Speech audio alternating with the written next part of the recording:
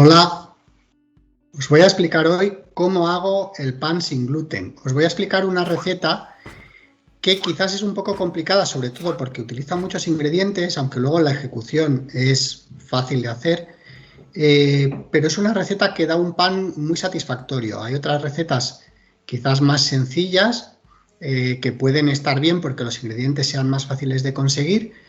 Y también es verdad que podéis hacer pan sin gluten con mix comercial. Yo también lo hago a veces porque con el mix comercial nos aseguramos el resultado y además es sencillo. Pero en este caso yo os voy a explicar una receta que aprendí en un libro que está muy bien explicado, que es prácticamente la enciclopedia del pan. Luego os lo enseñaré ese libro, pero he modificado la receta con pequeñas modificaciones, aunque es un poco arriesgado hacer modificaciones de las recetas cuando hablamos de pan sin gluten. Bueno, espero que disfrutéis con la receta. Muchas gracias. Uno de los elementos más importantes cuando hacemos pan sin gluten es el uso de una báscula. ¿Por qué? Porque las mezclas sin gluten tienen que cuidar mucho las proporciones, de lo contrario lo que tendremos o es una masa excesivamente líquida o una masa que tenga demasiado poco líquido. El pan sin gluten es muy sensible en este caso. Aquí tenemos harinas que vamos a utilizar para hacer pan sin gluten. Bueno, harinas. Vamos a comenzar primero por el almidón. Siempre vamos a poner como elemento principal, el que va a tener un porcentaje mucho más alto, almidón. ¿Por qué? Porque necesitamos una masa muy pegajosa que retenga el CO2 para que el pan crezca. En el pan sin gluten, si no utilizamos mucho almidón, lo que pasará es que se perderá el gas que se emita en la fermentación y nos quedará un auténtico ladrillo. Por lo tanto, vamos a utilizar más de un 50% de almidón, en algunos casos hasta un 75% de almidón. ¿Cuál uso yo? Pues almidón de trigo sin gluten certificado. Podría utilizar otros como almidón de mandioca o almidón de maíz, aunque el almidón de maíz yo no lo recomiendo porque queda pan muy duro. Luego, ¿qué tenemos? Trigo sarraceno. El trigo sarraceno no es un cereal, es un falso cereal, es una planta poligonácea y tiene una semilla muy útil, muy productiva, pero que tiene un sabor muy fuerte, entonces usaremos cantidades muy pequeñas. Ahora vamos a prestar atención a esto. Este es el símbolo de los productos que están certificados sin gluten.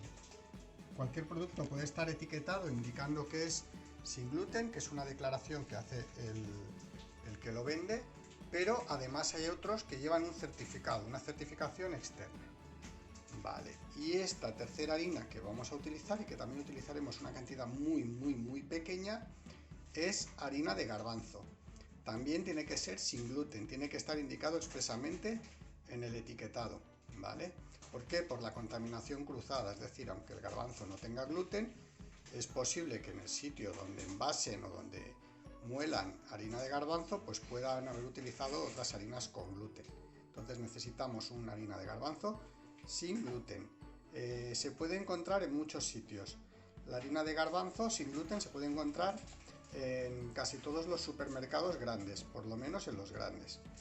La harina de trigo sarraceno no es tan común, pero en la mayoría de supermercados online, por ejemplo, yo esta la compro en Eroski, se tiene. Y aquí, ¿qué es lo que tenemos? Pues lo más difícil. El almidón de maíz sería muy fácil de conseguir, pero hemos dicho que no nos interesa. Este es almidón de trigo sin gluten, que yo lo compro online en Foodies. Este es de la marca Moara. Pero una forma más económica, aunque no es tan bueno, es utilizar almidón de mandioca. ¿Y ese dónde lo podemos conseguir? Pues en las tiendas de productos de comida sudamericana.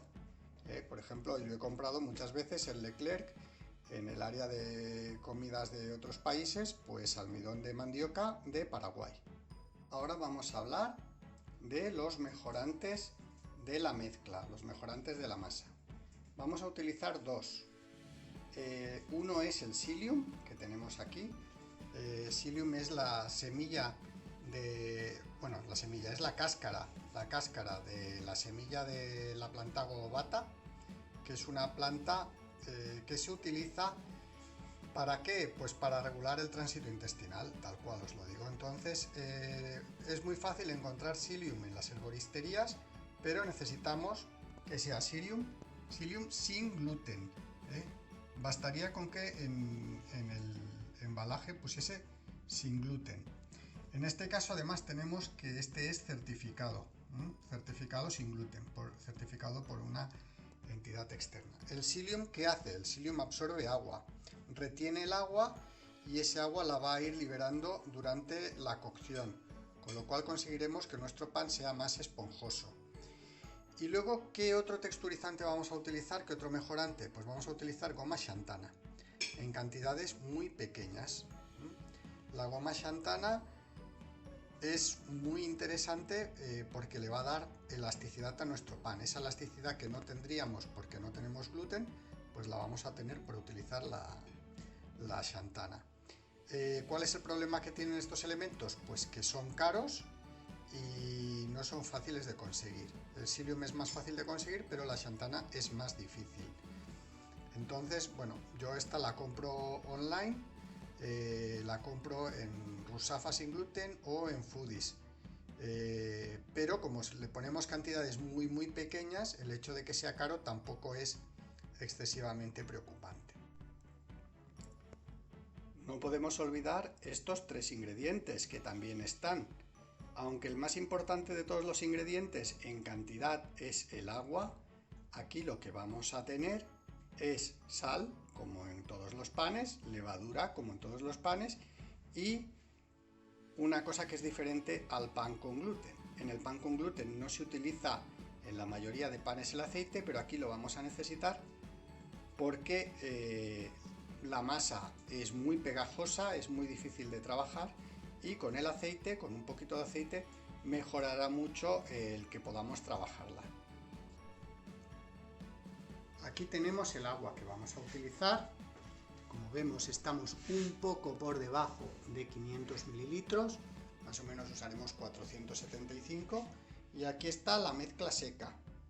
Eso más oscuro que vemos arriba de todo es el psyllium, la harina más amarilla es la harina de garbanzo, debajo está el trigo sarraceno que tiene un color marroncito tostado, y luego la parte más blanca es el almidón. Muy importante, el agua está templada, es agua a unos 25 grados más o menos.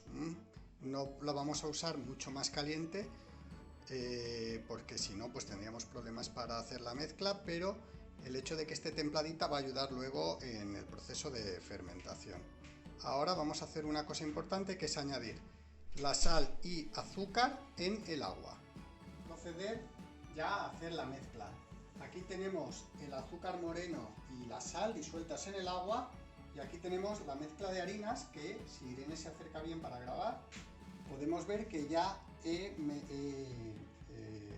removido bien las diferentes harinas para que tenga un aspecto uniforme y no tengamos una mezcla heterogénea. Queremos que sea lo más homogénea posible.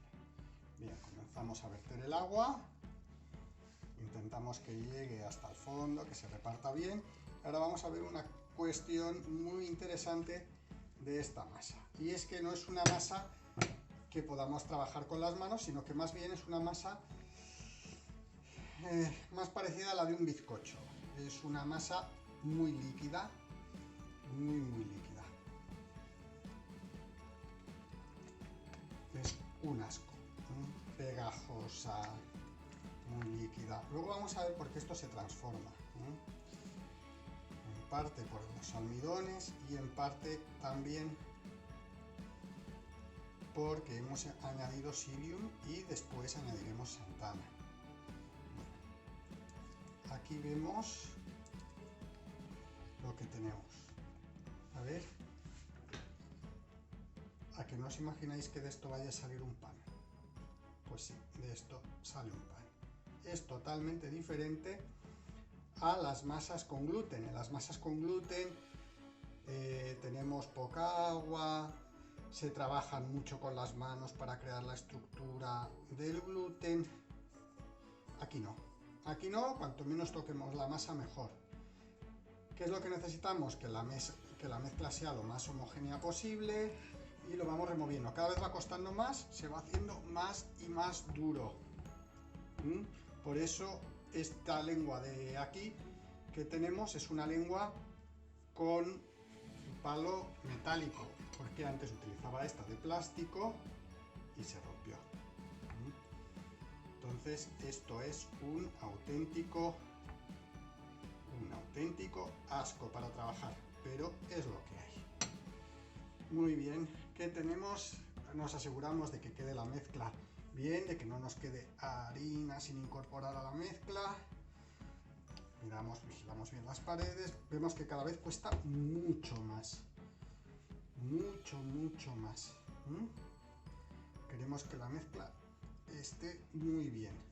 ¿Qué nos falta por incorporar aquí? Pues nos falta por incorporar el aceite y la xantana, que lo incorporaremos dentro de un ratito. Pero primero necesitamos que esta masa se repose un poco. ¿Para qué? Pues para que el psyllium absorba el agua que tiene que absorber, para que las harinas absorban el agua que tienen que absorber y para que empiece el proceso de fermentación. Empezar, tampoco vamos a dejarla mucho rato. Probablemente con 10 minutos será suficiente. Esos 10 minutos nos van a venir bien, ¿para qué? Para recoger la cocina y tener menos trastos por en medio. Esto es pegajoso, muy asqueroso. No lo toquéis con las manos, muy importante, si no os vais a encontrar con un serio problema. Muy bien, pues ya está. Vamos a esperar un poco. Ahora vamos a proceder a mezclar la xantana. Aquí hemos puesto 14 a 15 gramos. Vamos a mezclar con aceite. No tiene mucho aceite esto. Poco menos de 30 gramos de aceite. Para unos 600 gramos de harinas. O sea que no vayáis a pensar que esto es grasoso. Ahora vamos a incorporar la mezcla de xantana y aceite. La vamos a intentar incorporar sobre todo por los lados de la mezcla, porque nos va a ayudar a despegar mezcla de las paredes. Y ahora procederemos a remover. Vais a ver qué cambio ha sufrido la masa en estos 10 minutos más o menos de espera. Vamos despegando, vamos a intentar que la xantana con el aceite vaya penetrando por aquí. Fijaos bien, esto ya es una masa más parecida a una masa de pan, ¿no? Todavía le queda un poquito.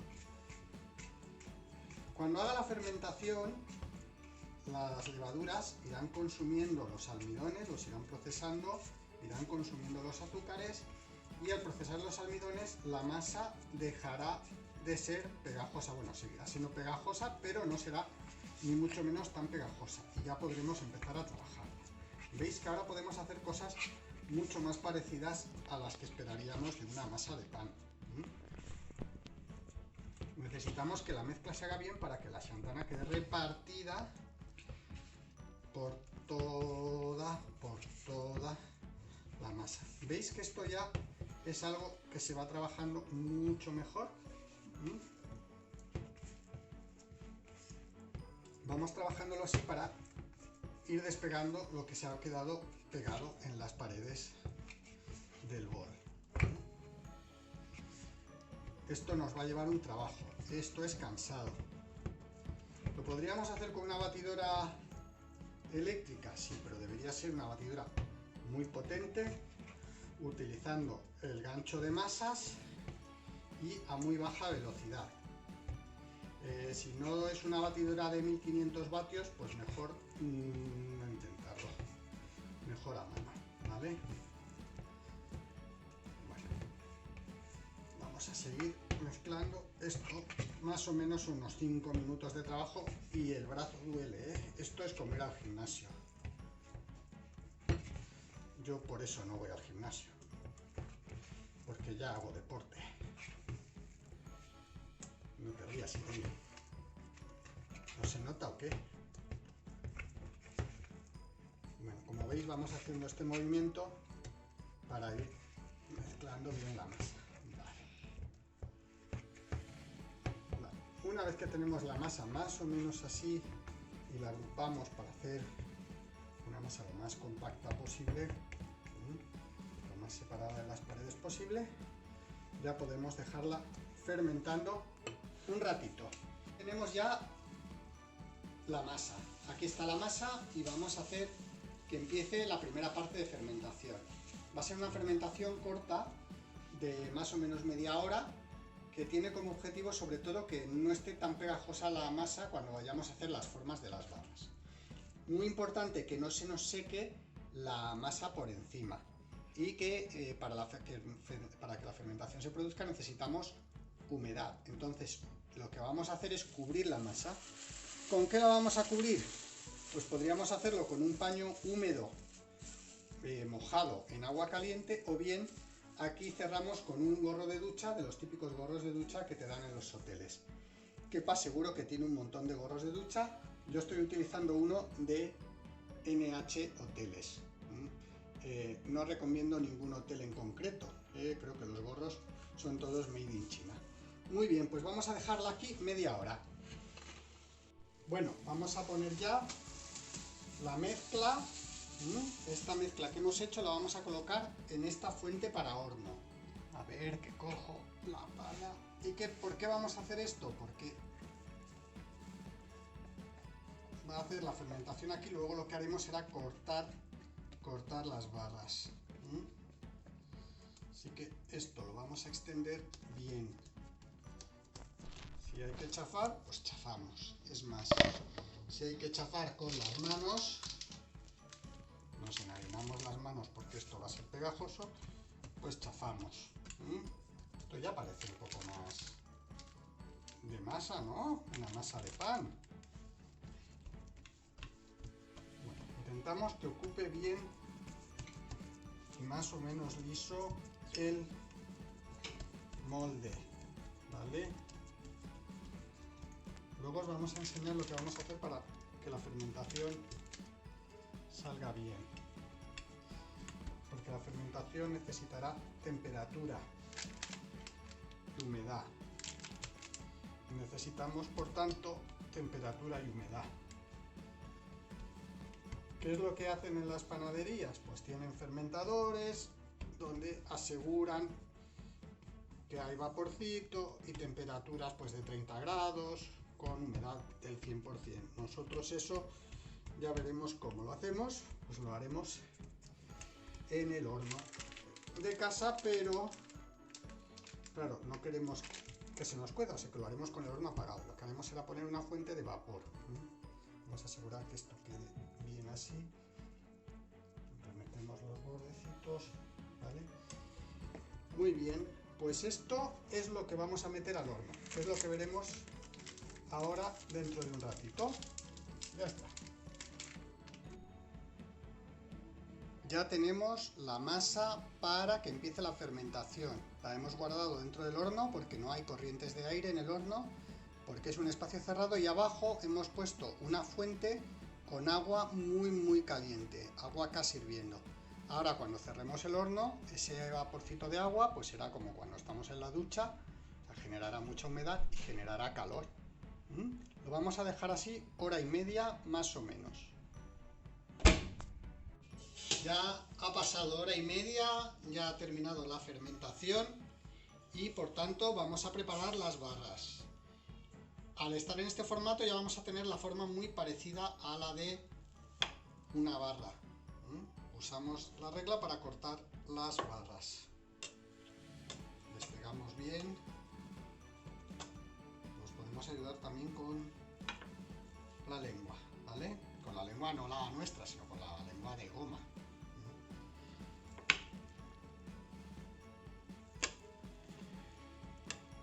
Esto lo vamos a sacar con cuidado. Lo ponemos aquí. Ahora cortamos otra.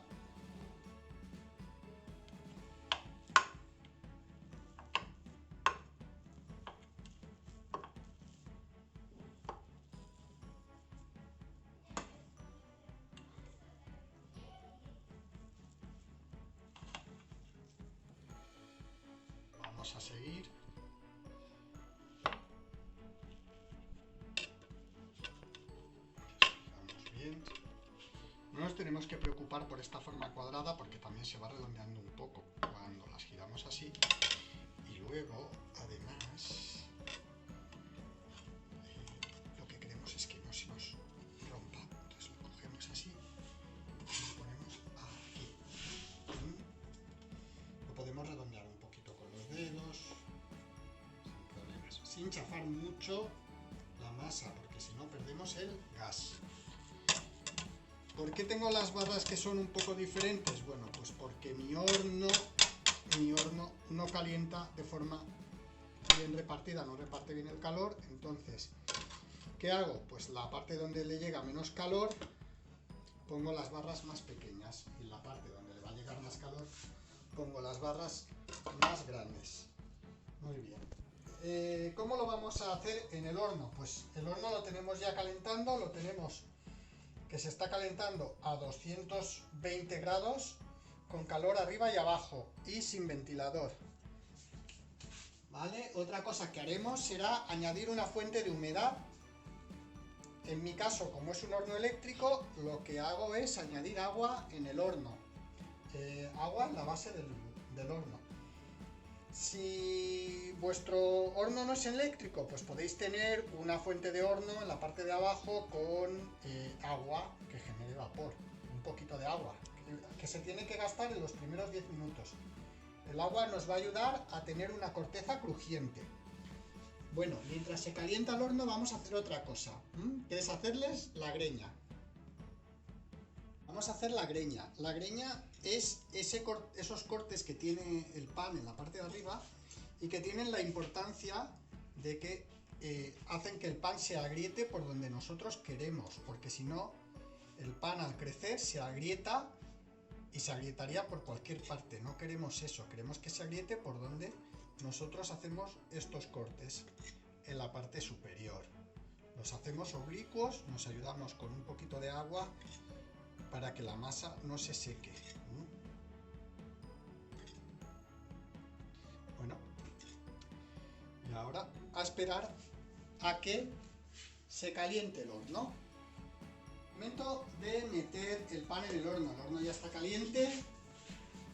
Aquí lo tenemos, calor arriba y abajo. Hemos puesto 230 grados porque ahora va a perder un poco de temperatura. Metemos esto bien, con cuidado de no quemarnos. Y ahora vamos a echar agua en la parte de abajo. Cerramos y ponemos 50 minutos. Atención a esto, es muy importante. Cuando llevemos 10 minutos, lo vamos a bajar a 180. Ahora lo que voy a hacer es que, como había puesto 230, vuelvo a colocar en 220, ¿vale? Y ahora solo nos queda esperar. Muy bien, esperaremos esos 50 minutos y tendremos un pan exquisito. Bueno, pues ya tenemos aquí nuestro pan. No es el pan más bonito del mundo, pero bueno, ahora quema, hay que tener cuidado, pero vamos a ver cómo ha quedado, ¿vale? Vamos a coger, venga, aléjalo un poco que vamos a ver. Normalmente no hay que cortarlo recién hecho, hay que dejarlo reposar. Con cuidado de quemarnos, pero vamos a ver cómo está por dentro. Mirad qué pinta. Luego va a mejorar cuando repose un poco. ¿Habéis oído cómo corta? Crujientito. Muy bien, pues ya hemos hecho nuestro pan.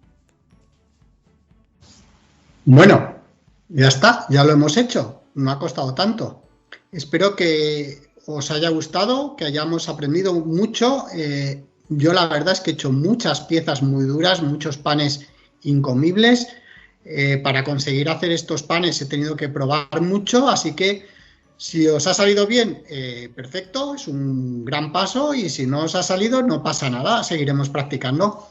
Sobre todo, muy importante, darle a like, y dadle a la campanilla si queréis suscribiros y recibir todas mis recetas. Muchas gracias.